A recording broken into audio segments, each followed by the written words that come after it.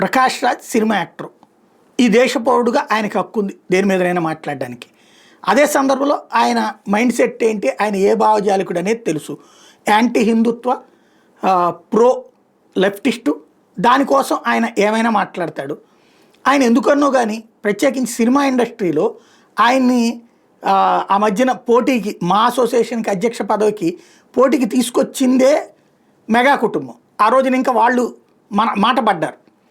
అనవసరంగా అప్పుడు మంచు విష్ణు ఎందుకు గెలుపొందాడు అంటే వీళ్ళు ఈ ప్రకాష్ రాజుని తేవడం వల్ల విరక్తి చెంది. కానీ అదే ప్రకాష్ రాజుకి ఆ కృతజ్ఞత కూడా లేదు. కృతజ్ఞత అయితే చూపెడుతున్నారు.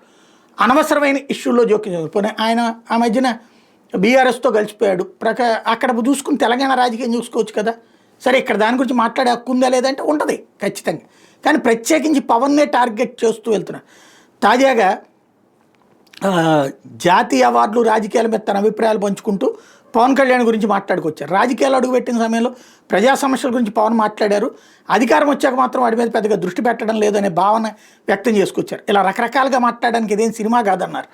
అధికారంలో ఉండి ప్రజల సమస్యలను పరిష్కరించకుండా సమయం ఎందుకు వృధా చేస్తున్నారంటూ ప్రశ్నించుకొచ్చారు. తిరుపతి లడ్డు వివాదం అనేటటువంటి సనాతన ధర్మానికి నేను వ్యతిరేకం కాదు, అది చాలా సున్నితమైన అంశం, భక్తుల మనోభావాలకు సంబంధించింది కాబట్టి ఇట్లాంటి వాటి గురించి మాట్లాడేప్పుడు సరైన ఆధారాలతో జాగ్రత్తగా వివరించాలంటూ హితబోధ చేశారు. లడ్డు తయారీలో నిజంగానే కల్తీ జరిగితే బాధ్యులను వెంటనే శిక్షించాలని కోరారు.